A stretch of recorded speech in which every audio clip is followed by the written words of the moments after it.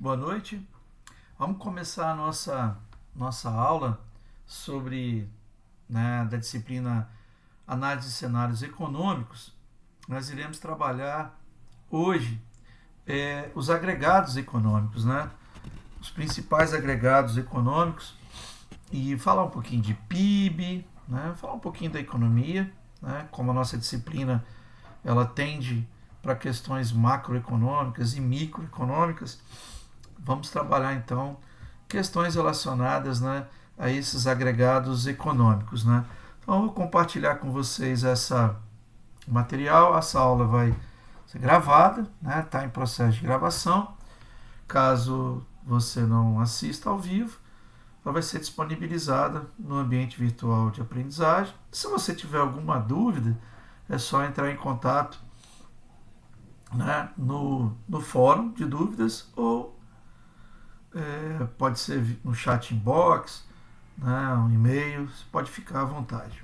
Deixa eu compartilhar então o material para a gente poder trabalhar. Esse material ele está lá ele faz parte do livro, Faz parte do livro. Deixa eu só colocar aqui os principais agregados macroeconômicos. Vamos falar de macroeconomia, reconhecer os principais agregados macroeconômicos e de sua atuação no crescimento da economia, analisar óticas da contabilidade da riqueza gerada, verificar a relação entre o PIB e o real e o bem-estar econômico. São os principais objetivos dessa aula, Os agregados macroeconômicos, eles estão relacionados à macroeconomia, Então a macroeconomia, o que é macroeconomia, Macroeconomia é a parte da economia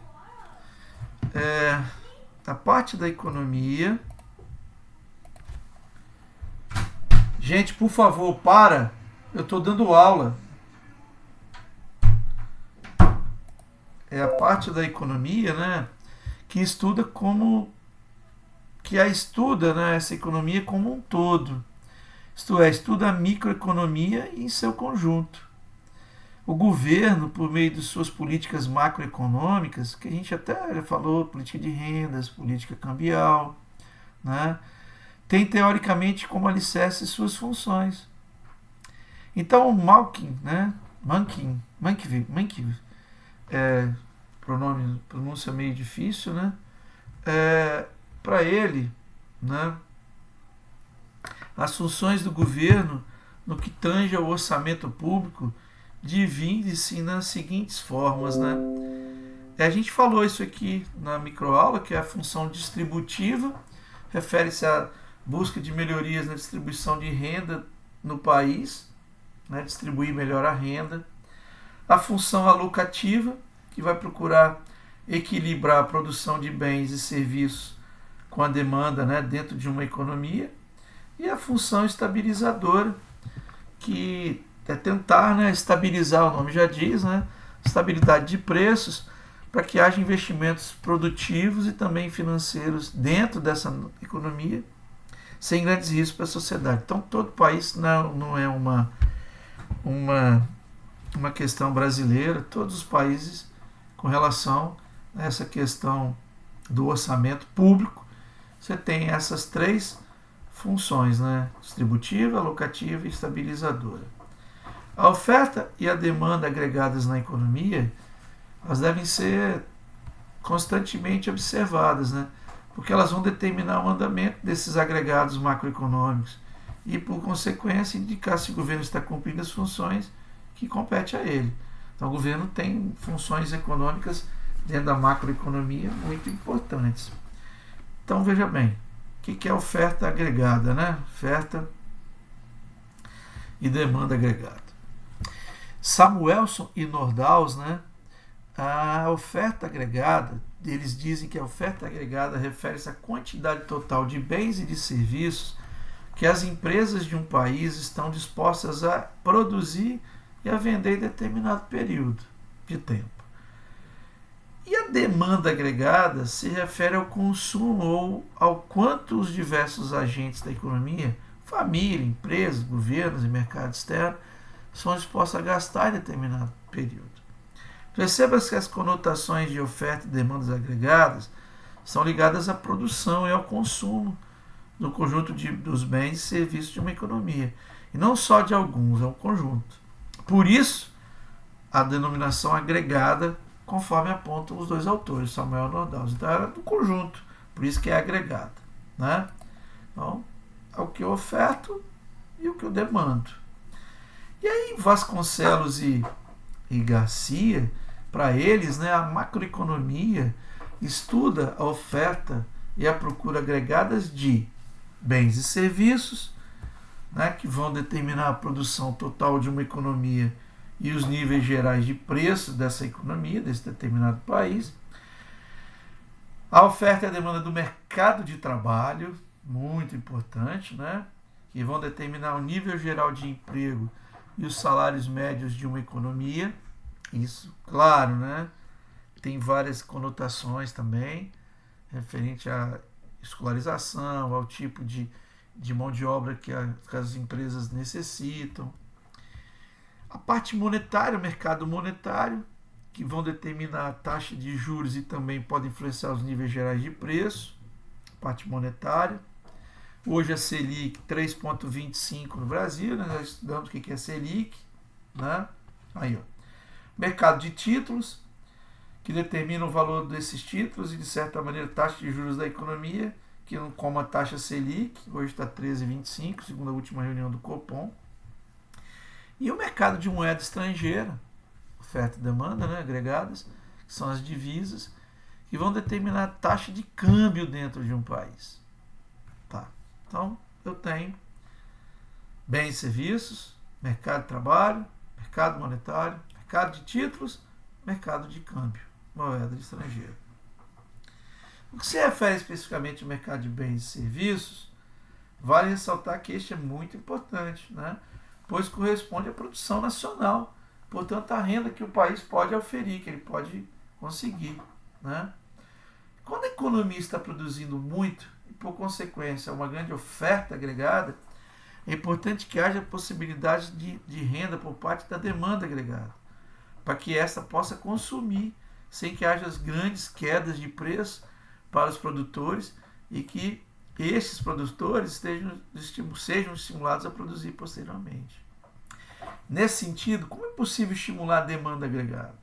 Por exemplo, por meio do próprio mercado e das políticas econômicas implementadas pelo governo com esse fim de estimular a demanda. Por exemplo, reduzir alíquotas de impostos sobre renda.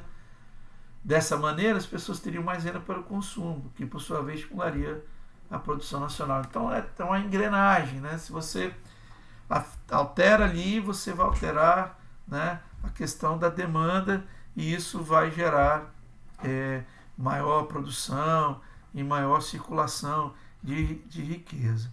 Então, de acordo com Samuel e com Nordhaus, né, essa interação entre a oferta e a demanda agregadas é de suma importância para a atividade econômica global. Né? Então, eu tenho aqui, ó, política monetária, política fiscal, outras forças, demanda agregada. Oferta, né? A curva de demanda e a curva de oferta. Nível de preços e de custo, produção potencial, capital, mão de obra, tecnologia. Isso vai dar uma interação da demanda e da oferta. Então, as curvas se cruzam. E aí isso tem reflexo no produto, no PIB real, no emprego, desemprego, no preços, na inflação, no comércio exterior e outras vertentes aí, né, outras variáveis, vamos dizer assim, dessa interação entre essas duas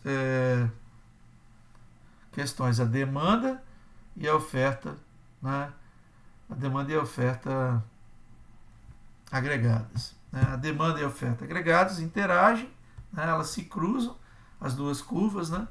E dão origem a outras variáveis macroeconômicas. Então, nasce da demanda e da oferta agregada, que é o conjunto, né? Total. Bom, observe nessa figura 1 aqui, né? Que a oferta agregada de bens e serviços de uma economia, por exemplo, depende do nível de evolução do trabalho e da capacidade instalada de um país. Bom, isso aí parece até simples, mas realmente, né? Quanto mais questão do trabalho, da qualificação e da capacidade produtiva instalada desse país, mais oferta de bens e serviços. Quanto isso estiver menor, menos oferta agregada. Se uma economia não consegue oferecer uma infraestrutura adequada que facilite a produção, como qualificação da mão de obra, meio de transporte diverso, tecnologia diversificadas em processos e serviços, instituições estruturadas para exportação e importação, impostos compatíveis com setores, a oferta agregada fica limitada a alguns setores e até pode, no curto prazo, ter maior produção, mas no longo prazo fica mais difícil. Então tem que ter infraestrutura, não é só física, mas que eu chamaria de infraestrutura humana também, de pessoas qualificadas, né? E de impostos compatíveis, possíveis, né? De serem gerados e agregados para que essa não tenha uma questão complicada, né? Então a oferta e a demanda agregada de uma economia, quando elas interagem, as curvas se cruzam, dão formas às principais variáveis macroeconômicas que são estatisticamente calculadas em uma economia, que são elas: produção ou renda nacional, denomina-se produto de uma economia tudo que é produzido por ela em um determinado período de tempo, em valores monetários, né, moeda do país. Índice de preços são apresentados como sendo aqueles que mostram a inflação de um país ou região em dado período de tempo. Taxa de emprego e desemprego mostra qual é a capacidade da economia de gerar empregos e a consequente renda para a sua população. Então veja que o modo como a produção nacional é configurada é muito importante, pois por meio dela se consegue estabilidade econômica, né? E também a maior capacidade de uma economia chegar perto do seu pleno emprego, que é muito importante, né?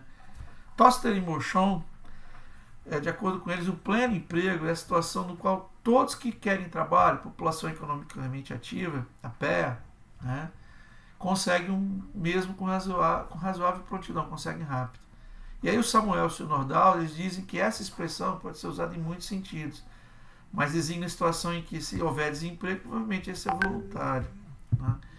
A título de curiosidade, a PEA do Brasil abrange as pessoas em idade ativa que trabalham ou que estão procurando emprego. Então, se você quiser dar uma olhada, entra nesse link aqui que você vai ter mais questões. Sob a ótica da contabilidade nacional, veremos agora de que forma o produto de uma economia é medido e divulgado. Então, a contabilidade nacional. O que é isso, né? Isso é um conjunto de contas públicas, né, que quantificam anual ou trimestralmente, 12 meses ou 3 meses, a despesa, a renda e a produção globais de um país. Então, não é a contabilidade da empresa, é a contabilidade de um país. Então, que pode ser trimestralmente ou anualmente. A despesa, a renda e a produção global. Samuelson e Nordhaus, né? Nossos autores aqui.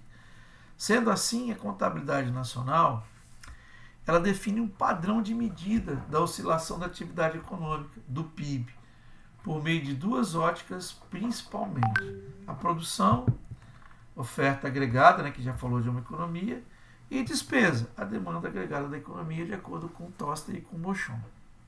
Fica evidente que, se forem observadas as duas principais formas de cálculo da produção nacional, ambas devem ser iguais, ou seja, a produção deve ser igual à despesa para que as contas nacionais fechem. Essa igualdade é um dos principais parâmetros para se entender as contas nacionais. Então, a oferta com a despesa. Para fechar, tem que bater, né? E a gente sabe que Por exemplo, no Brasil não fecha essa conta. A despesa é muito maior aí. PIB sob a ótica da despesa. De acordo então com Samuel Sinordals, Produto Interno Bruto, PIB, a gente até falou numa microaula, é a medida mais abrangente da produção total de bens e serviços de um país. Então, o Mankiewicz, o Toth e o Mochon dizem que o PIB pode ser expresso como a soma dos valores monetários das despesas de uma economia, sendo elas o consumo privado, que ele chama de C, né?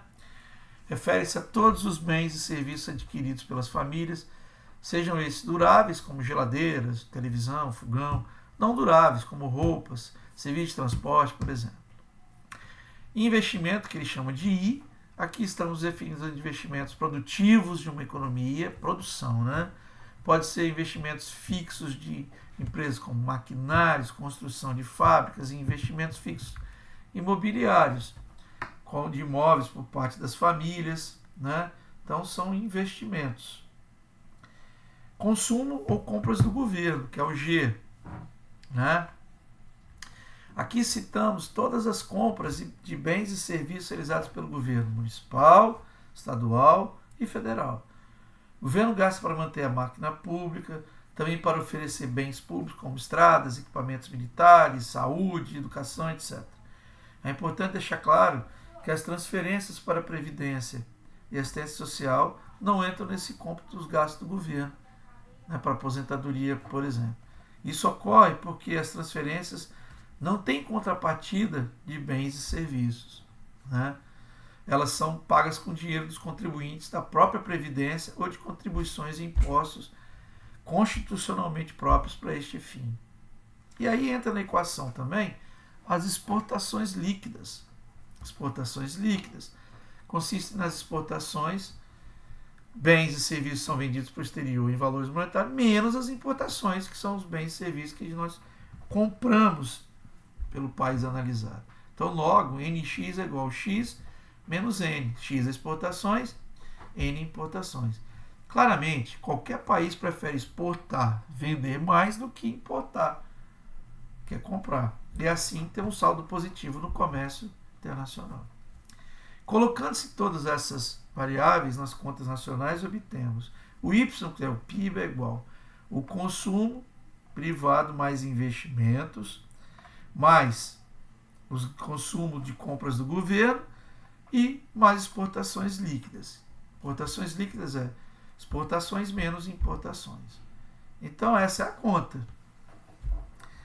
Então, com o segundo Mankiewicz, esta é uma das identidades mais importantes das contas nacionais, pois mostra que o PIB depende da evolução dos seus agentes econômicos, em conjunto, né, para que a economia permaneça ou volte a ficar equilibrada. Falamos do PIB sob a ótica da despesa, agora vamos falar do PIB sob a ótica da produção, né? No PIB de um país, sob a ótica da produção, são contabilizados todos os bens e serviços finais novos, né, produzidos em território nacional, em valores monetários, em um determinado período de tempo, né, conforme Samuelson e o Nordhaus. Embora tenha suas especificidades por país, basicamente esse é o conceito puro de PIB. Então vamos mais, né, explorar um pouquinho mais esse conceito. Na conta só entram bens novos vendidos ao consumidor final. Por que isso? Para evitar dupla contagem, porque aquilo já foi novo, né? Visto que o bem usado já foi somado à produção, quando novo. Então só novo. Além disso, só entra no PIB o valor do bem final, que chega ao consumidor final. Pois os bens intermediários, que são transformados no processo produtivo, já vão estar no valor do bem final. Do contrário, poderia incorrer em dupla contagem também. Ainda, segundo Samuel Sinordal, sob essa ótica de cálculo, tudo que é bem final produzido pela agropecuária, que é o setor primário, pela indústria, o setor secundário, e o valor adicionado pelo setor de comércio e serviços, que é o setor terciário, além de impostos sobre produtos, entram na conta, né? Então imagina o seguinte, vamos fazer lá. Suponha que o país fictício produz apenas feijão e arroz. O PIB desse país vai ser a soma das receitas de feijão e arroz em um determinado período de tempo. Ou seja, PIB do ano de 2015, receita total do feijão, receita total do arroz. Se atribuirmos os valores e preços para feijão e arroz, como se fosse a quantidade real produzida e correspondente preço de venda, fica assim. PIB total 2015, preço vezes quantidade de feijão, mais preço vezes quantidade de arroz. Logo, supondo os valores, seguir temos. PIB total 2015, unidades monetárias, 2 vezes 200 mais 3 vezes 400.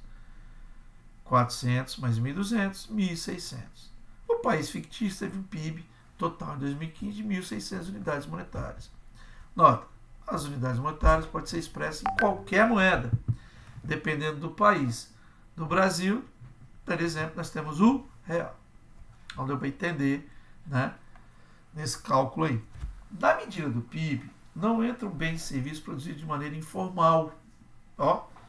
Até porque não teria como mensurar essa produção. Tudo que não tem como você, no PIB, a questão da informalidade. Não tem registro disso, porque é informal. Logo, o PIB não deve ser analisado somente com relação ao seu valor absoluto, já que não expressa totalmente a produção nacional. Esse seu valor é muito válido em termos de comparação da evolução de um período para o outro, de um ano para o outro, com relação a outros países e também com relação ao tamanho da sua população. Então tem várias variáveis, né? Sim, é interessante em relação ao PIB verificar sua evolução percentual dentro de uma conjuntura específica em um país, de um período a outro, para identificar até que ponto as políticas macroeconômicas implementadas com o objetivo de fazer crescer a produção nacional estão fazendo efeito. Nesse sentido, é de suma importância diferenciar PIB nominal e PIB real. O que é PIB nominal? É calculado com valores do período corrente, ou seja, se a economia teve inflação, né, PIB nominal, essa conta do PIB pode sofrer acréscimo devido ao aumento do nível geral de preços, e não necessariamente porque a produção cresceu, teve inflação, né? Do mesmo modo, se a economia sofrer deflação, pode parecer que a produção está crescendo menos do que realmente seria se não houvesse a influência do nível geral de preços.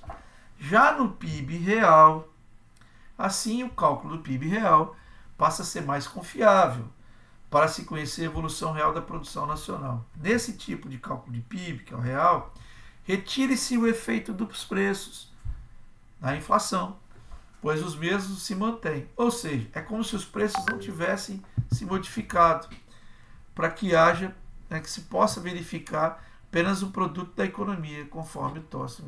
Então, no PIB nominal, eu considero a inflação, a evolução dos preços. No PIB real, não. Eu não considero essa evolução. Eu pego só a questão da produção, né? Não do preço. A maioria das economias utiliza um ano base como referência. Em geral, utiliza um ano importante para a economia do país ser analisado. Figura 2 mostra a evolução do PIB brasileiro entre 2010 e 2016, bilhões, né? Aqui vai.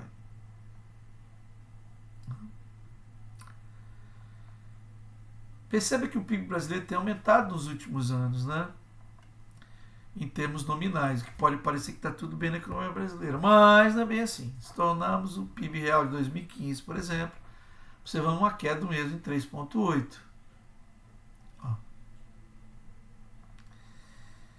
Perceba pelo gráfico que, embora o PIB esteja crescendo, a partir de 2014 esse crescimento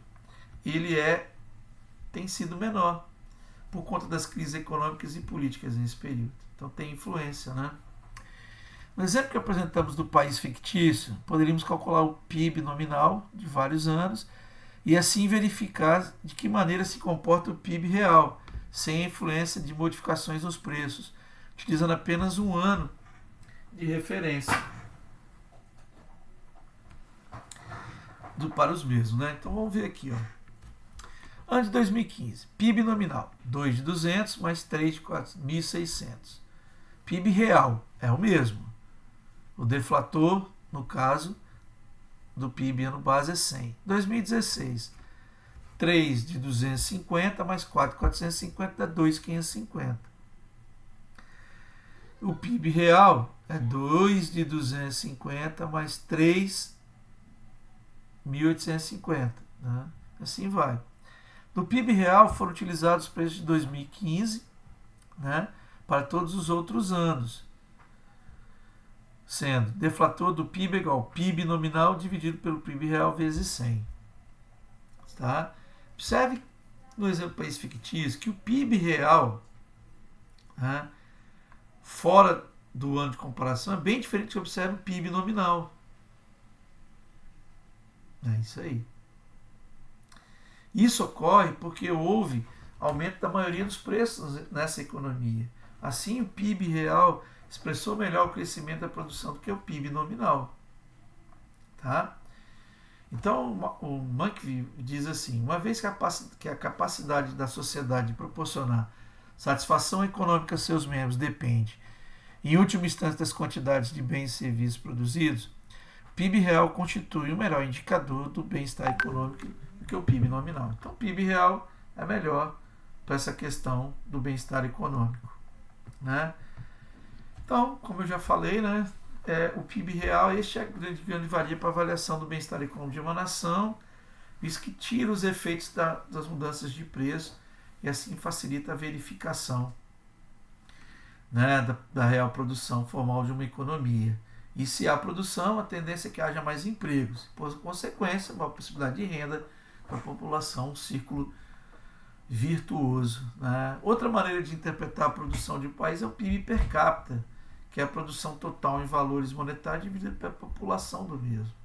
Quando se faz isso, toma-se uma medida de quanto cada indivíduo, né, porque per capita, por cabeça, né, está tendo em média de renda no país. Assim, em geral, quando o PIB per capita do país está maior, há uma tendência de aumento do padrão de vida geral da população, mas não necessariamente de todos os habitantes. Né, não são todos. Né? Para se verificar mais precisamente o bem-estar de uma sociedade, temos que utilizar, além do PIB, outros indicadores, como o Índice de Desenvolvimento Humano, IDH, que é muito importante, leva em consideração fatores como saúde e educação, né? O Índice de Concentração de Renda, Índice de Mortalidade e outros índices econômicos, sociais e qualidade de vida, de acordo com o Toster e o Mochon. Né? Então, não é questões só econômicas, né? Sociais também entram aí nessa questão. Então é imprescindível ter em mente que o maior crescimento do PIB de um país não é sinônimo de maior desenvolvimento desse país. Embora o primeiro possa contribuir muito para a melhora do segundo, dependendo de que base está crescendo, né, e dependendo em que base está crescendo. Né? Então não é só simplesmente por crescer. Né? O que se percebe é uma necessidade de ter foco em desenvolvimento sustentável, com investimentos em educação, infraestrutura, saúde e menores níveis de concentração de renda, para que a capacidade produtiva do país melhore e a demanda agregada acompanhe esse crescimento por meio do aumento da renda que as pessoas vão consumir mais, né? Conforme o Toster e o Mochon. Para finalizar, convém ressaltar que existe outra abordagem de mensuração da produção nacional, que é pela renda ou remuneração recebida pelos agentes econômicos dentro da economia, via salários, lucros, aluguéis e outras rendas. Esta, assim como as outras formas, tem teoricamente valores iguais de seus elementos. Produção é igual a despesa, que é igual a renda. Assim, tudo que é produzido de um país deve ser igual às despesas dos agentes econômicos, que geram remunerações para a sociedade continuar participando do fluxo circular da atividade econômica, do ciclo econômico. Então é importante, né, nós temos aí esses esses agregados macroeconômicos. Interessante vocês entenderem o PIB, né, a contabilidade nacional, né, os índices, né, essa questão da demanda agregada se cruzando com a oferta agregada. Então é importante para você entender que muitas vezes a política econômica vai para melhorar a demanda, para o PIB crescer, mas que cresça com qualidade. Não adianta só crescer só em determinadas áreas desse país, dependendo do tamanho desse país. A distribuição da renda, a função distributiva da economia, ela é importante para não ter concentrações demais de renda. Infelizmente, no caso brasileiro, isso existe, inclusive questões regionais. Isso é complexo, né? E aí tem uma questão muito legal, que é a questão do Índice de Desenvolvimento Humano, né? existem muitos economistas estudando essa questão da questão humana, né? Como que a economia pode proporcionar, inclusive, a felicidade das pessoas, né? Então, existem linhas da economia também estudando essa área, que isso é muito importante. Bom, então nós vamos finalizando. Se você teve alguma dúvida, entre em contato via AVA, via fórum, né? via e-mail, fica à vontade, vai ser disponibilizada essa aula no AVA, e até uma próxima. Obrigado e até mais.